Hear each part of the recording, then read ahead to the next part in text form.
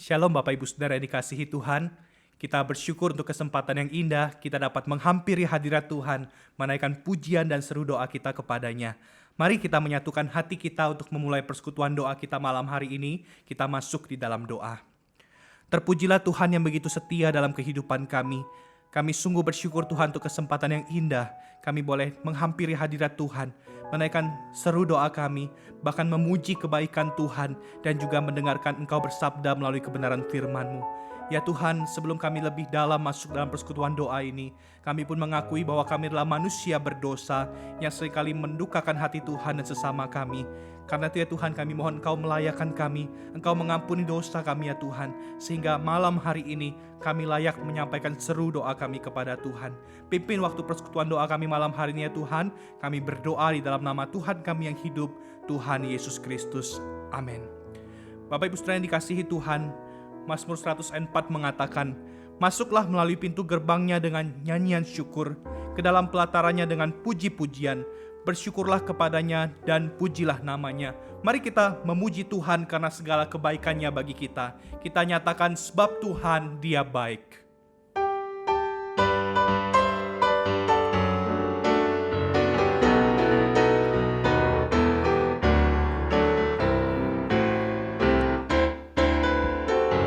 Katakan sebab Tuhan Dia baik. Sebab Tuhan Dia baik, dan anugerahnya kekal selama-lamanya. Amin. Sebab Tuhan Dia baik. Sebab Tuhan Dia baik, dan anugerahnya kekal selama-lamanya. Amin. Mari masuk gerbangnya. Mari masuk gerbangnya dengan hati bersyukur, halamannya dengan pujian. Penuhi baitnya dengan nyanyian syukur, hadiratnya penuh sukacita. Sebab Tuhan Dia baik. Sebab Tuhan Dia baik, dan anugerahnya kekal selama-lamanya. Amin. Sebab Tuhan Dia baik, dan anugerahnya kekal selama-lamanya. Amin. Bapak Ibu Saudara, mari kita mengucap syukur kepada Tuhan atas kasih-Nya yang senantiasa Dia nyatakan bagi kita dan keluarga kita. Kita bersyukur untuk nafas kehidupan, kecukupan, dan kekuatan yang Tuhan anugerahkan bagi kita. Mari kita menaikkan ucapan syukur kita kepada Tuhan. Kami memuji Engkau Allah yang begitu baik. Malam hari ini ya Tuhan, kami membawa ucapan syukur kami kepada Tuhan karena kebaikan Tuhan yang tidak pernah habis dalam kehidupan kami. Kami bersyukur untuk nafas kehidupan yang Tuhan berikan, untuk kecukupan, untuk kesehatan yang masih sampai hari ini Tuhan nyatakan bagi kami. Ya Tuhan, kami memuji Engkau dan menaikkan ungkapan syukur kami yang terdalam bagi-Mu ya Tuhan. Dan biarlah Tuhan Engkau menerima segenap ucapan syukur kami yang kami naikkan di hadapan-Mu ini ya Tuhan. Di dalam nama Tuhan Yesus kami berdoa. Amin. Mari Bapak Ibu Saudara, yang kedua kita berdoa menyerahkan untuk rencana pembukaan kembali ibadah onsite di GKPJ pada tanggal 17 Oktober 2021. Kiranya dalam masa-masa persiapan ini, Tuhan memberikan hikmat dan kekuatan kepada segenap tim yang terlibat dalam memikirkan pembukaan kembali ibadah onsite. Kita doakan juga agar jemaat dapat beribadah dengan sukacita dan juga diberikan hikmat untuk menjaga dan mentaati protokol kesehatan selama ibadah onsite. Mari kita berdoa untuk persiapan ibadah onsite di gereja kita. Ya Tuhan, kami juga berdoa Tuhan membawa segala persiapan untuk ibadah onsite di gereja kami. Secara khusus Tuhan yang pada tanggal 17 Oktober akan kembali dibuka secara onsite. Kami berdoa Tuhan menyerahkan untuk tim yang terlibat dalam persiapan memikirkan untuk pelaksanaan ibadah onsite ini kembali. Tuhan beri mereka hikmat dalam mengatur segala sesuatu, mengatur alur ibadah nanti ya Tuhan, agar semuanya boleh berlangsung dengan baik dan jemaat boleh teratur dan juga aman selama ibadah onsite. Kami juga berdoa Tuhan berikan semangat semangat kepada jemaat-jemaat untuk boleh dengan gairah beribadah kepada Tuhan di gereja-Mu ya Tuhan. Dan biarlah Tuhan juga boleh berikan hikmat bagi segenap jemaat-jemaat Tuhan untuk tetap menjaga protokol kesehatan selama mereka beribadah secara onsite. Terima kasih Tuhan, segala persiapannya kami serahkan dalam tangan Tuhan saja. Di dalam nama Tuhan Yesus kami berdoa. Amin. Bapak Ibu Saudara yang dikasihi Tuhan, Yohanes pasal 15 ayat 5 mengatakan, Yesus mengatakan, sebab di luar aku kamu tidak dapat berbuat apa-apa. Sungguh tanpa Tuhan kita tidak dapat berbuat apa-apa, karena hanya Dialah yang menopang kehidupan kita. Mari kita naikkan pujian Kaulah Harapan.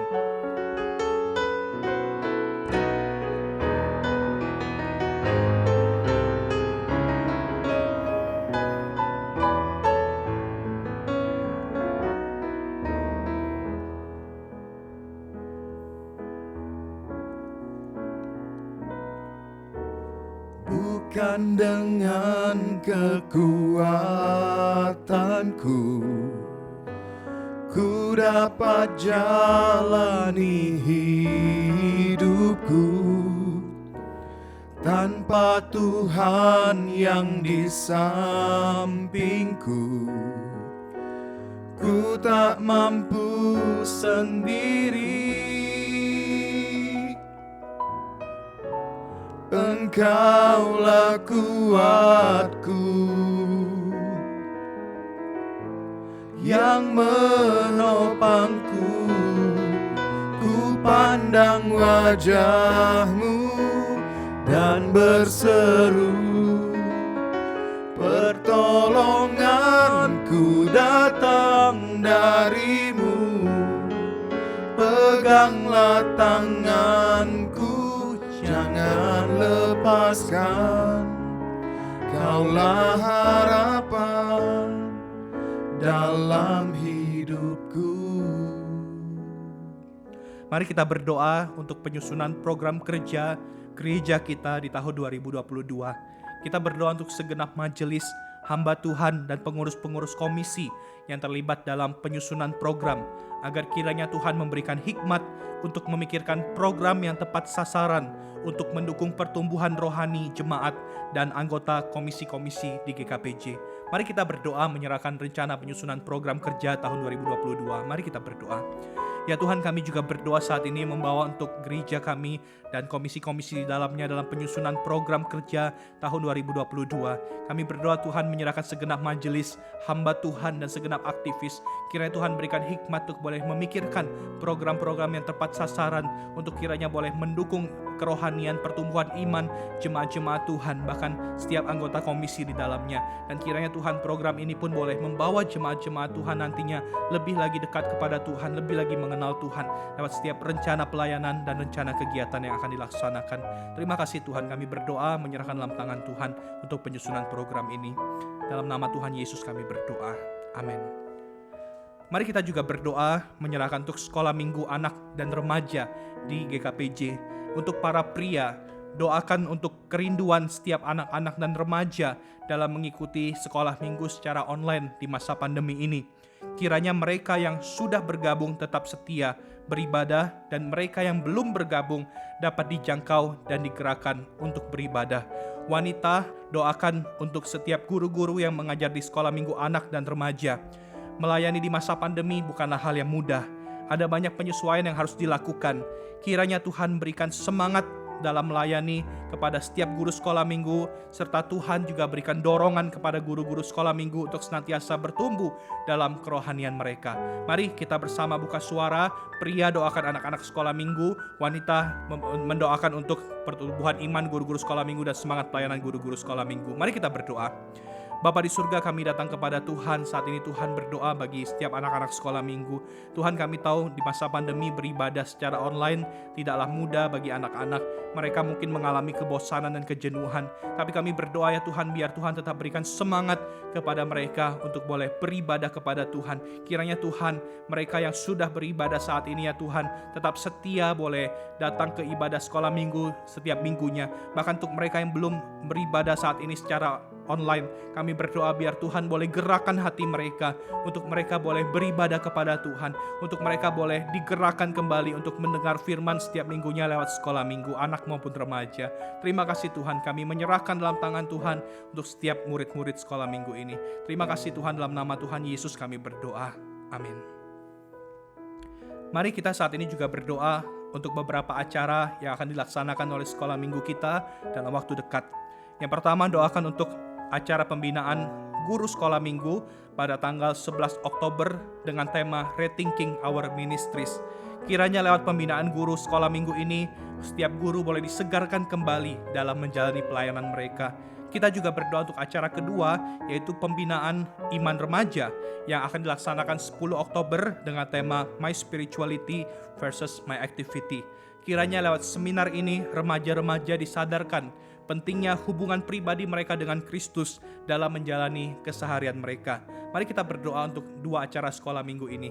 Bapak Ibu Saudara, mari kita berdoa.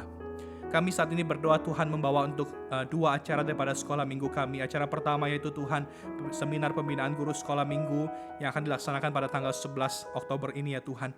Kami berdoa biar lewat seminar ini guru-guru boleh diajak untuk boleh menggumulkan kembali pelayanan-pelayanan mereka secara khusus di masa pandemi ini ya Tuhan. Biar setiap guru-guru lewat seminar ini boleh digerakkan semakin semangat untuk boleh melayani Tuhan, dan biar seminar ini boleh kembali membakar semangat pelayanan mereka Tuhan, untuk boleh menjangkau anak-anak bagi kemuliaan Tuhan. Kami juga berdoa Tuhan menyerahkan untuk acara sekolah minggu remaja pada tanggal 10 Oktober seminar pembinaan iman remaja. Kami berdoa Tuhan biar lewat acara ini khususnya remaja-remaja akan diajak berpikir tentang spiritualitas mereka, kerohanian mereka, dan apa hubungannya dengan keseharian mereka. Kiranya Tuhan lewat seminar ini mereka disadarkan pentingnya relasi pribadi mereka dengan Kristus dalam menjalani keseharian mereka. Terima kasih Tuhan, kami serahkan dua acara sekolah minggu ini dalam tangan Tuhan. Kiranya boleh berjalan seturut dengan kehendak Tuhan saja. Di dalam nama Tuhan Yesus kami berdoa. Amin. Bapak Ibu Saudara yang dikasihi Tuhan, mari kita kembali menaikkan bagian ref pujian Kaulah Harapan. Pandang wajah-Mu dan berseru, pertolonganku datang dari-Mu. Peganglah tanganku, jangan lepaskan. Kaulah harapan dalam hidupku. Kaulah harapan. Kaulah harapan dalam hidupku. Mari saat ini kita berdoa untuk penanganan COVID di Indonesia. Kita bersyukur untuk penurunan angka infeksi dalam beberapa waktu ini.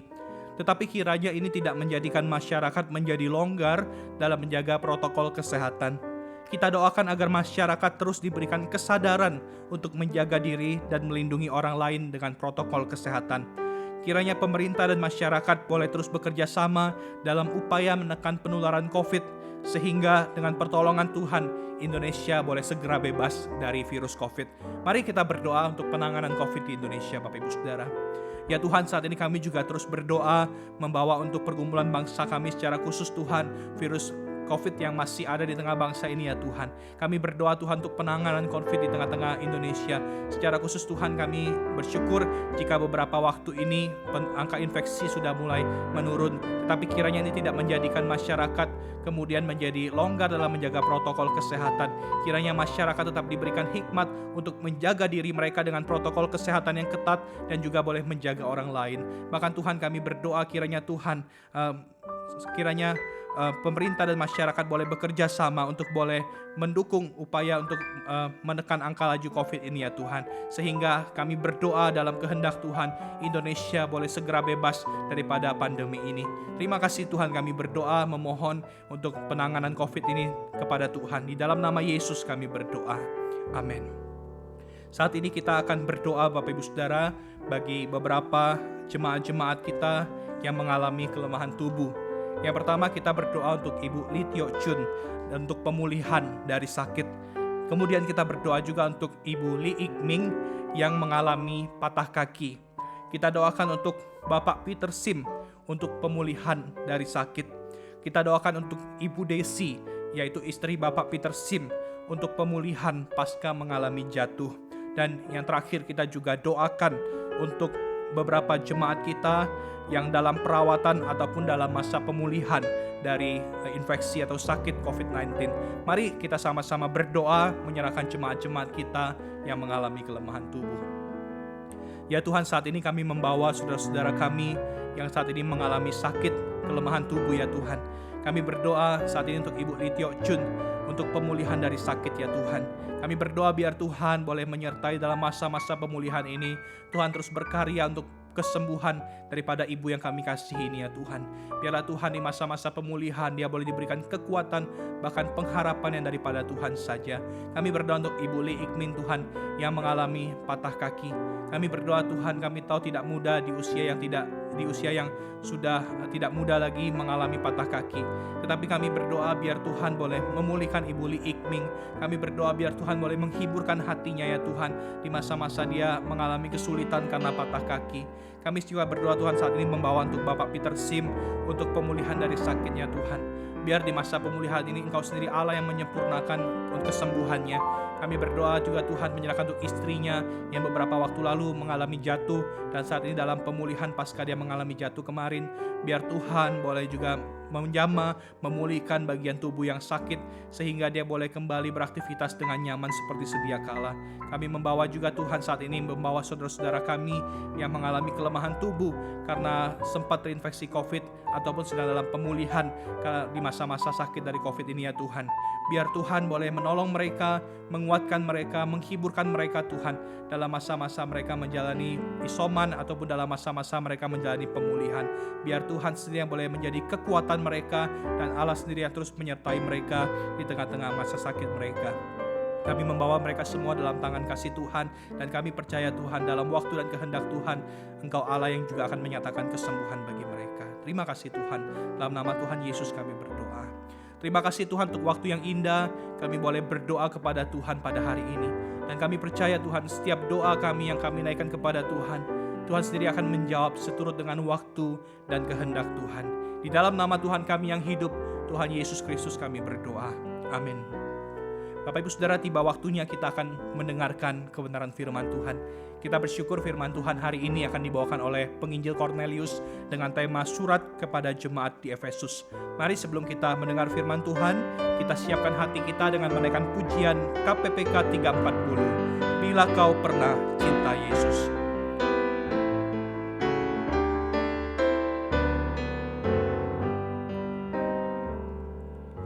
Bila kau pernah cinta Yesus, mengapa tak cinta Dia sekarang?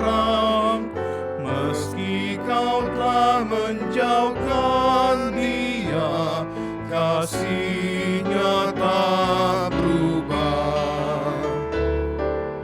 Oh, dengarlah panggilan-Nya, harap kau lekas pulang.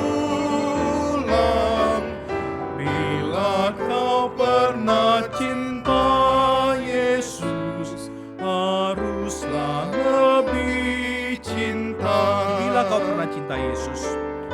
Bila kau pernah cinta Yesus, ngapa tak cinta Dia sekarang?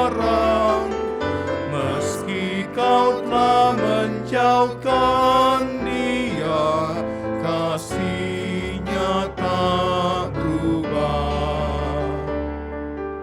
Oh, dengarlah panggilan-Nya, harap kau lekas pulang.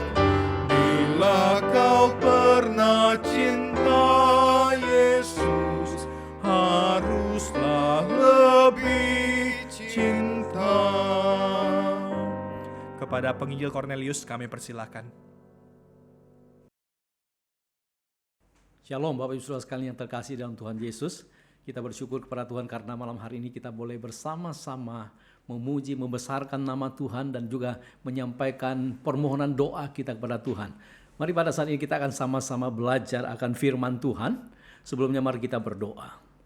Bapa Surgawi, kami sungguh bersyukur kepadamu ya Tuhan karena malam ini kami boleh bersama-sama Tuhan menaikkan puji-pujian kami, penyembahan kami dan bahkan doa-doa kami kepada Tuhan. Pada saat ini Tuhan kami akan bersama-sama belajar daripada firman Tuhan. Kiranya Tuhan menolong kami sehingga firman Tuhan yang kami baca, kami renungkan, sungguh-sungguh itu boleh membekali dan memberkati setiap kami ya Tuhan. Berbicaralah kepada kami ya Tuhan, kami siap untuk mendengar firman-Mu. Di dalam nama Tuhan Yesus, Tuhan dan Juru Selamat kami yang hidup, kami berdoa, kami bersyukur bersama-sama. Amin. Mari Bapak Saudara sekalian, saya mengajak kita sekalian untuk bersama-sama belajar dari satu bagian firman Tuhan yang saya ambil dari Wahyu pasal yang kedua, ayat yang pertama sampai ayat yang ke-7 yang berbunyi demikian.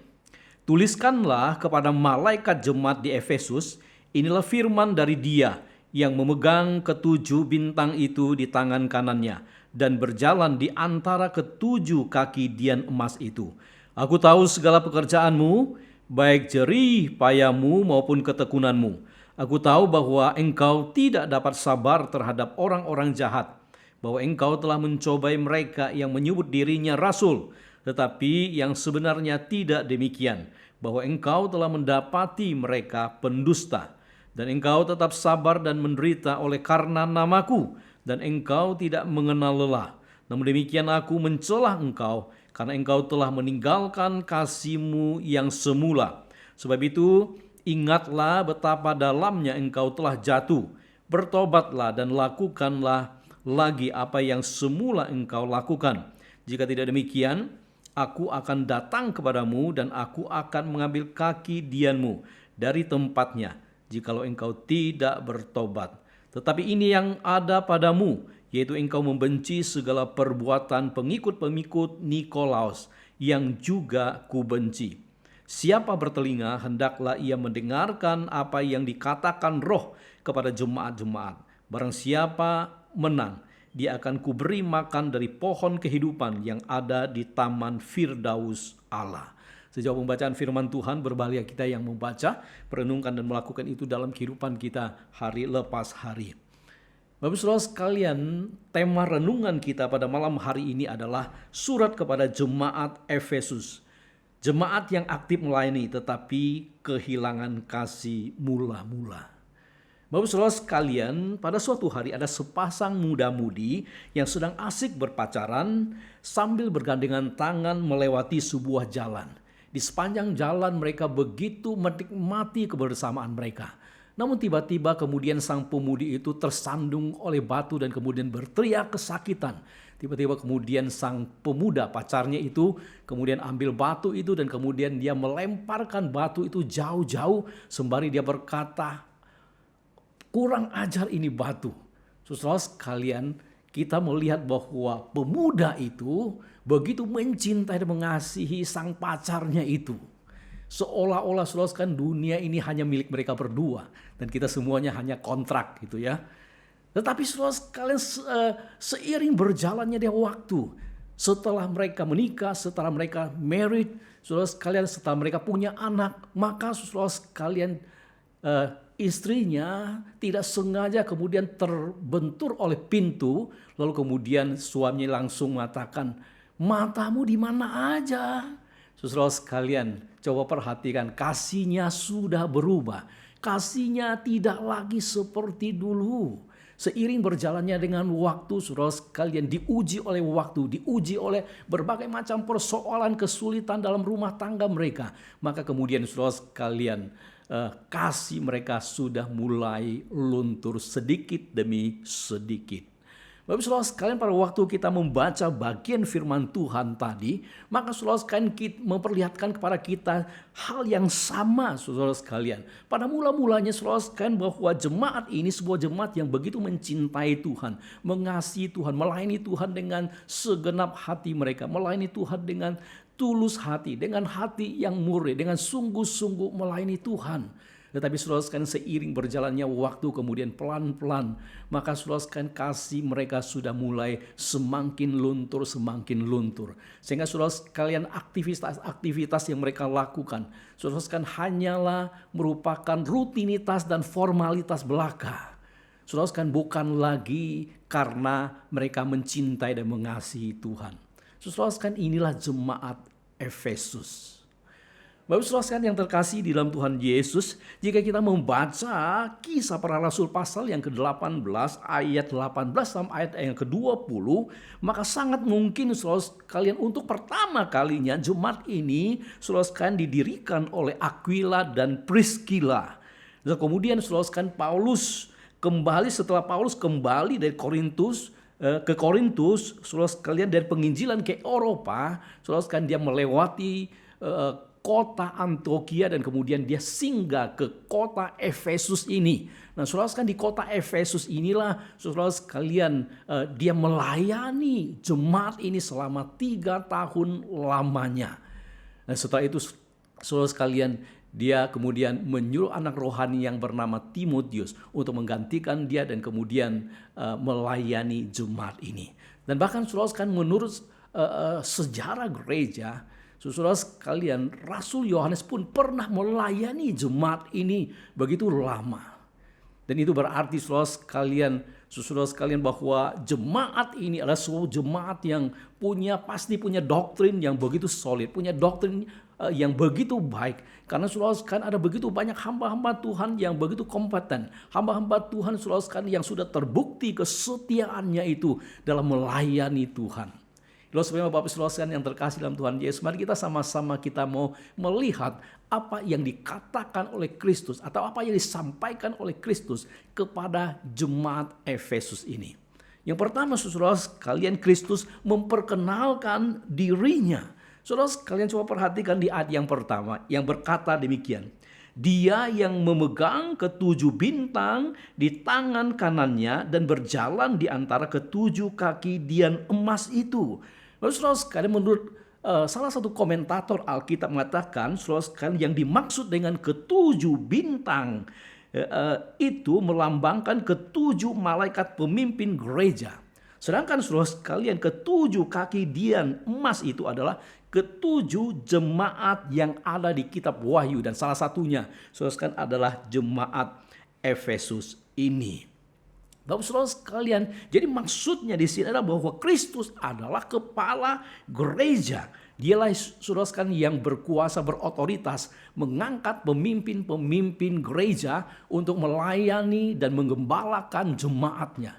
Itu sebabnya saudara sekalian bahwa pemimpin-pemimpin gereja harus mengetahui bahwa yang dia harus bertanggung jawab bukan pertama-tama kepada organisasi ataupun kepada manusia, tetapi kepada Tuhan yang telah mengangkat dan menunjuk dia menjadi pemimpin di dalam gereja. Bapak saudara sekalian, menarik sekali kalau kita melihat di sini, Kristus bukan saja saudara sekalian memegang ke-7 bintang di tangannya itu, tetapi saudara sekalian, di situ juga dikatakan bahwa ia juga berjalan di tengah-tengah ke-7 kaki dian itu. Saudara sekalian, hari ini berarti bahwa Kristus selalu hadir di dalam setiap jemaatnya dimanapun jemaatnya berada. Dia mengawasi, dia menjaga, dia melindungi, dan bahkan dia memperhatikan mereka setiap saat, setiap waktu. Itulah sebabnya Bapak saudara sekalian, Kristus tahu bagaimana keadaan daripada gerejanya dan apa yang terjadi di dalam gerejanya itu. Hari ini Bapak saudara sekalian yang terkasih dalam Tuhan Yesus, jika Kristus tahu segala sesuatu yang terjadi dalam gereja, maka itu berarti saudara sekalian bahwa dia juga tahu bahwa segala sesuatu yang kita kerjakan bagi dia. Entah itu saudara sekalian pada waktu kita mengerjakan sebuah pelayanan dengan sungguh-sungguh, dengan hati yang tulus, dengan hati yang mencintai dia. Ataukah saudara sekalian ketika kita melayani Tuhan dengan maksud-maksud yang lain. Tuhan tahu saudara sekalian. Tuhan tahu saudara ketika kita melakukan sesuatu secara diam-diam untuk gerejanya. Maka saudara sekalian, Tuhan tahu apa yang sudah kita lakukan itu. Karena Tuhan ada dan hadir di tengah-tengah gerejanya itu. Bapak Saudara sekalian, menarik sekali bahwa Kristus bukan saja memperkenalkan dirinya, tetapi juga saudara sekalian coba perhatikan di sini, Kristus juga memuji jemaat daripada Efesus ini. Mari kita perhatikan di ayat yang kedua dan ketiga yang berbunyi demikian. Aku tahu segala pekerjaanmu, baik jerih payahmu maupun ketekunanmu. Aku tahu bahwa engkau tidak dapat sabar terhadap orang-orang jahat, bahwa engkau telah mencobai mereka yang menyebut dirinya rasul, tetapi yang sebenarnya tidak demikian, bahwa engkau telah mendapati mereka pendusta, dan engkau tetap sabar dan menderita oleh karena namaku, dan engkau tidak mengenal lelah. Nah, Bapak Saudara sekalian, pada waktu kita melihat dua ayat ini, maka saudara sekalian, dua ayat ini menggambarkan kepada kita bagaimana saudara sekalian Kristus menyampaikan pujian kepada jemaat yang ada di Efesus ini. Biasanya saudara sekalian, kalau kita memberikan pujian kepada seseorang, pasti kita sudah melihat bahwa orang itu memiliki kelebihan tersendiri di dalam dirinya itu. Demikian juga saudara sekalian, pada waktu Kristus memuji jemaat di Efesus ini, maka saudara sekalian dia juga melihat bagaimana keadaan dan kondisi jemaat Efesus yang memiliki kelebihan tertentu. Itu sebabnya mari kita perhatikan, saudara, apakah kelebihan daripada jemaat ini sehingga kemudian Kristus memuji mereka. Yang pertama, saudara sekalian, mereka sudah berjerih lelah. Bapak saudara sekalian, kata berjerih lelah di sini dalam bahasa Yunani itu adalah artinya bekerja keras, atau saudara sekalian bekerja sampai melelahkan tubuh. Jadi Bapak Saudara sekalian, jemaat Efesus ini adalah sebuah jemaat yang rajin bekerja dan rajin melayani Tuhan. Mereka bukan orang-orang yang santai, orang-orang yang tidak berbuat apa-apa dalam gereja.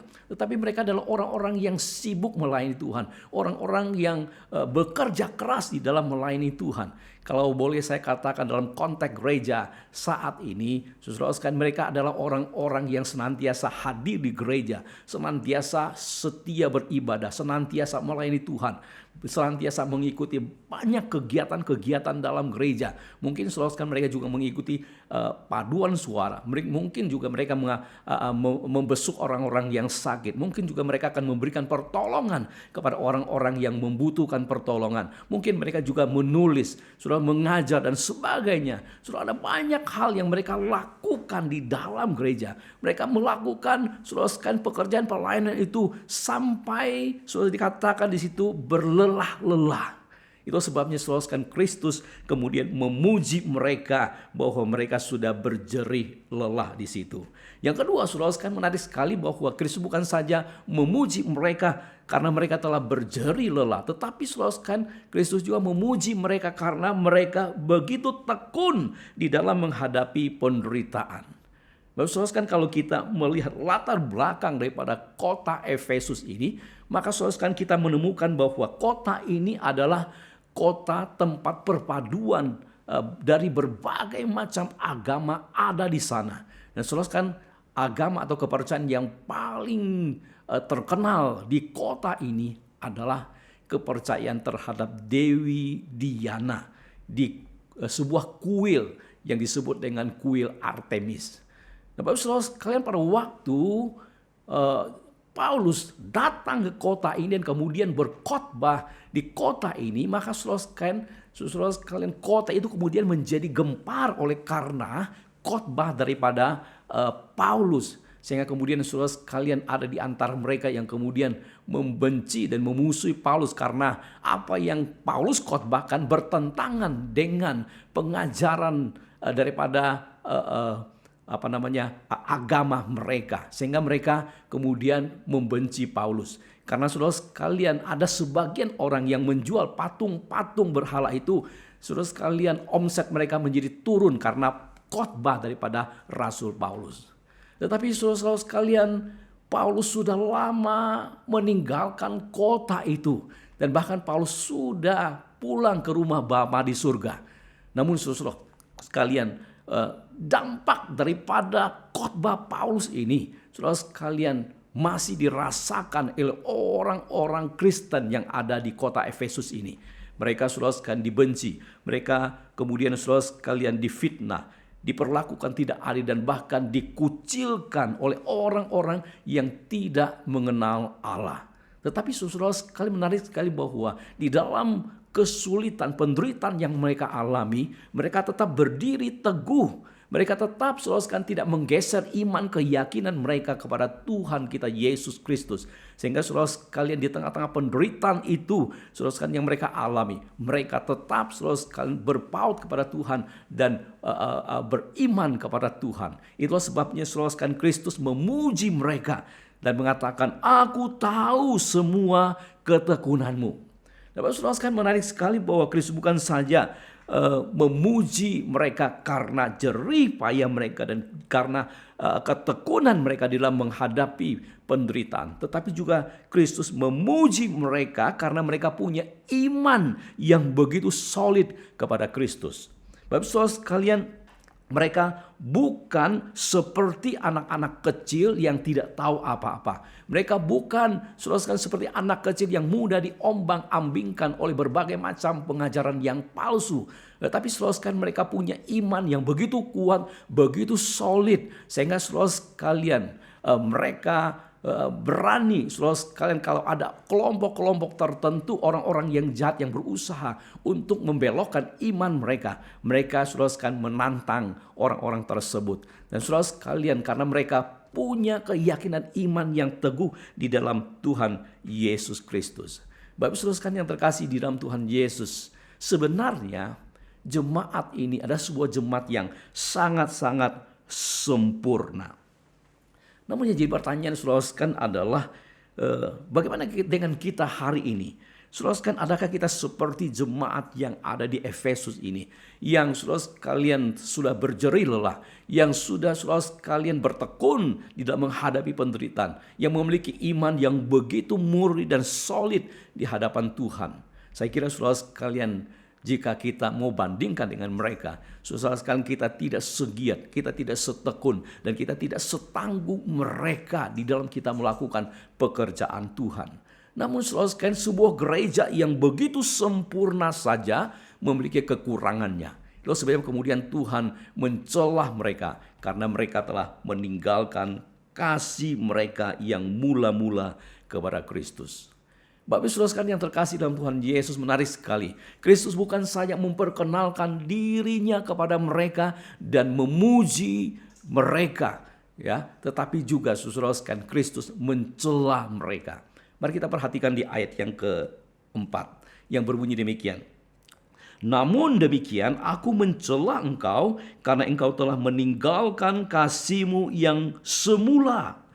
Bapak saudara sekalian, kita tidak tahu saudara sekalian mengapa jemaat Efesus yang begitu berjerih lelah, yang begitu tekun dalam menghadapi penderitaan dan bahkan punya iman yang begitu solid, bisa saudara sekalian kehilangan kasih mula-mula mereka. Dan kita tidak tahu saudara sekalian apa motivasi mereka di balik semua pelayanan, pekerjaan yang mereka lakukan bagi Tuhan. Tetapi saudara sekalian, Tuhan tahu keadaan mereka. Tuhan tahu saudara sekalian apa yang mereka lakukan hanya sebatas mereka melakukan saudara sekalian aktivitas hanya merupakan rutinitas dan formalitas belaka tanpa kasih kepada Tuhan. Bapak saudara sekalian, sayang sekali sebenarnya mereka memiliki segala sesuatu yang dapat dibanggakan dalam hidup kekristenan mereka. Tetapi sayang sekali saudara sekalian, mereka kehilangan satu hal yang sangat-sangat fundamental, yang sangat-sangat mendasar, yaitu kasih mereka kepada Tuhan. Bapak saudara sekalian yang terkasih dalam Tuhan Yesus, jika hari ini kita melakukan segala pelayanan kita saudara sekalian kepada Tuhan tanpa dilandasi oleh kasih kepada Tuhan, maka semuanya akan menjadi sia-sia dan tidak berarti apa-apa. Jika hari ini saudara sekalian, semua kebaikan hati kita, kemurahan hati kita yang kita lakukan bagi sesama kita tanpa kita dasari dengan kasih kita kepada Tuhan, maka semuanya itu hanyalah merupakan pencipta diri saja semata-mata. Bapak saudara sekalian yang terkasih dalam Tuhan Yesus, Paulus berkata, sekalipun aku dapat membagi-bagikan segala sesuatu yang ada padaku, bahkan menyerahkan tubuhku untuk dibakar, tetapi jika aku tidak mempunyai kasih, maka sedikit pun tidak ada gunanya. Oleh karena itu saudara sekalian, kasih adalah merupakan sebuah dasar yang paling utama di dalam kehidupan kita sebagai orang-orang percaya, dan bahkan yang paling utama dalam kita melayani Tuhan dan juga sesama. Bapak saudara sekalian, coba kita bayangkan seandainya dalam sebuah keluarga suami istri saudara sekalian tidak lagi saling mencintai satu dengan yang lain, tetapi masih hidup serumah, tetapi masih hidup bersama, masih saudara sekalian makan di meja yang sama, membesarkan anak bersama-sama, masih tidur di ranjang bersama-sama. Saudara sekalian, apakah keluarga seperti ini akan bisa bertahan? Tentu saja saudara sekalian tidak mungkin akan bertahan, karena mereka telah kehilangan kasih di tengah-tengah keluarga ini. Bapak saudara sekalian, pernahkah atau masihkah kita ingat apa yang terjadi pada bulan Juni 1981? Ada sebuah peristiwa yang sangat menggemparkan dunia, dan semua orang saudara sekalian bisa melihat peristiwa itu melalui televisi. Peristiwa itu tidak lain dan tidak bukan adalah pernikahan antara Pangeran Charles dengan Lady Diana. Sebuah pernikahan yang begitu agung, sebuah pernikahan yang begitu mewah dan begitu indah antara seorang pangeran yang begitu ganteng dan seorang wanita yang begitu cantik sedang menuju ke rumah Tuhan. Dan saudara sekalian, pada waktu itu mereka diharapkan bahwa mereka akan menjadi raja dan ratu yang akan memimpin negara mereka. Bapak saudara sekalian yang terkasih dalam Tuhan Yesus, peristiwa ini seolah-olah seperti dongeng yang menjadi kenyataan.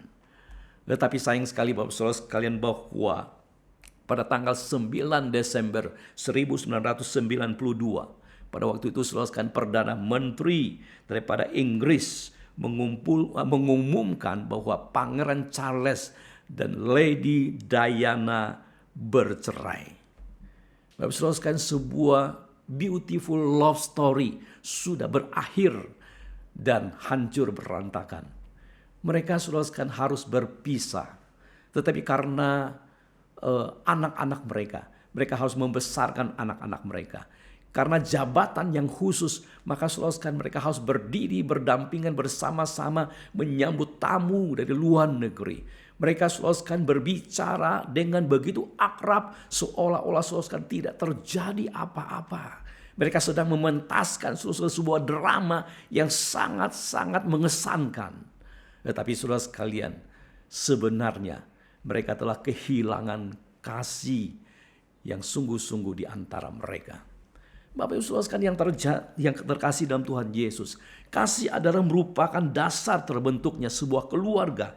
Jika kasih dalam keluarga saudara sekalian sudah mulai pudar, maka saudara sekalian, keluarga itu pasti akan terancam saudara sekalian bahaya perceraian. Karena itu saudara sekalian, kasih merupakan satu hal yang sangat esensi, sangat penting dalam sebuah keluarga.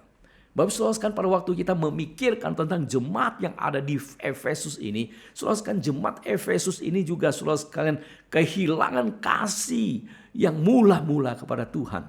Mungkin kita akan berkata begini saudara sekalian, mungkinkah jemaat Efesus ini yang begitu berjerih lelah untuk Tuhan, yang begitu tekun dalam menghadapi penderitaan, yang begitu punya iman yang begitu solid kepada Tuhan, bisa kehilangan kasih mula-mula mereka?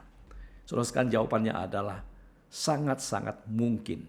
Ketika saudara sekalian mereka melakukan semua pekerjaan-pekerjaan atau pelayanan-pelayanan mereka, saudara sekalian, seperti mereka melakukan pekerjaan-pekerjaan mereka secara sekuler. Pada waktu itulah saudara sekalian mereka akan kehilangan kasih mula-mula.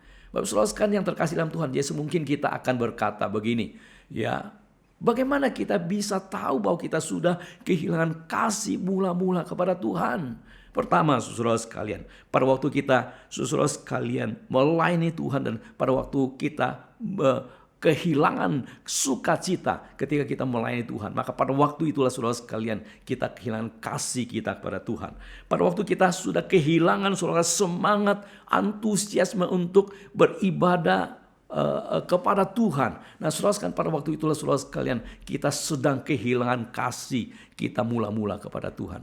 Pada waktu saudara sekalian kita tidak lagi mengasihi dengan tulus, dengan murni. Dan pada waktu itulah saudara sekalian mungkin kita sudah kehilangan kasih kita pada Tuhan. Pada waktu saudara sekalian kita saudara sekalian lebih memikirkan kepentingan diri kita lebih daripada kepentingan Tuhan. Maka saudara, pada waktu itulah kita sudah kehilangan kasih kita kepada Tuhan. Bapak saudara sekalian yang terkasih dalam Tuhan Yesus, menarik sekali bahwa Kristus bukan saja memperkenalkan dirinya kepada mereka, memuji mereka, dan bahkan saudara sekalian mencela mereka, tetapi Kristus juga saudara sekalian menawarkan pemulihan kepada mereka. Coba perhatikan saudara sekalian di ayat yang kelima, berbunyi demikian. Sebab itu ingatlah betapa dalamnya engkau telah jatuh. Bertobatlah dan lakukanlah lagi apa yang semula engkau lakukan.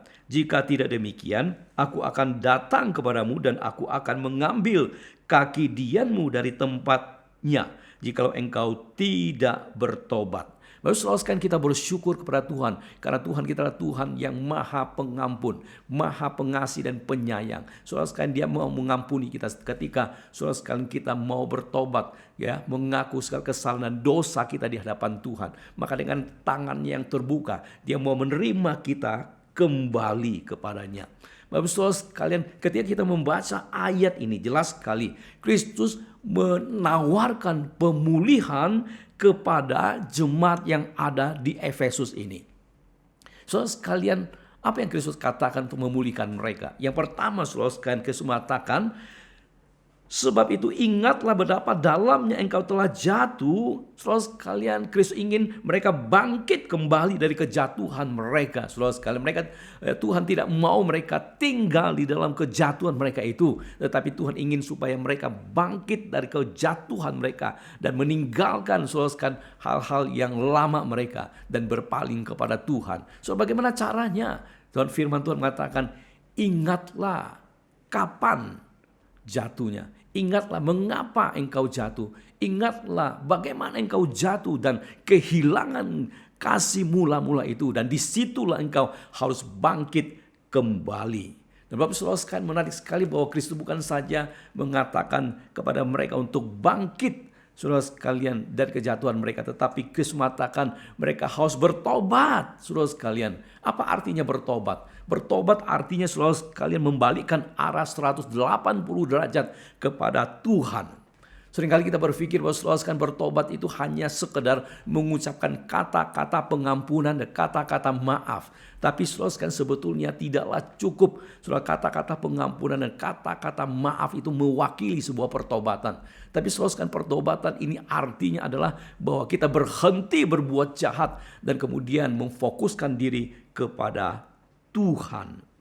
Bapak saudara sekalian, sebenarnya ya, kasih mula-mula itu masih ada di dalam ya hati daripada jemaat Efesus. Saya kira seperti demikian. Tetapi saudara sekalian, mereka sudah mengalihkan kasih itu kepada objek yang lain, saudara sekalian. Mungkin saudara sekalian, objek itu adalah kegiatan mereka ya sehari-hari, kegiatan-kegiatan sekuler mereka dan sebagainya, sehingga saudara sekalian bukan lagi Kristus yang menjadi objek kasih mereka, tetapi hal-hal yang lainnya. Itu sebabnya saudara sekalian, Kristus ingin supaya mereka kembali bertobat dan saudara sekalian memfokuskan hidup mereka, ya, kasih mereka kepada Tuhan.